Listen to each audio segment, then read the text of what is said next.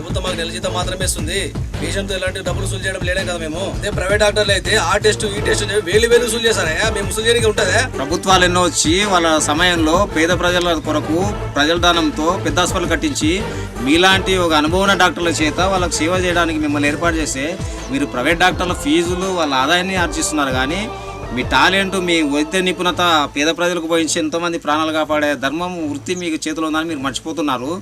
ముఖ్యంగా ఒక ప్రాణం అంటే దేవునితో సమానం ఒక డాక్టర్. అది మీకు మీ వృత్తికి వచ్చింది, మీరు గర్వపడాలా. మీరు సేవ చేయడానికి మీకేమి ఒక నెలకు లక్షల రూపాయలు ఇవాళ జీతం ఉంది. మీ కుటుంబానికి ఎలాంటి డోగ లేకుండా మీరు బ్రతకొచ్చు.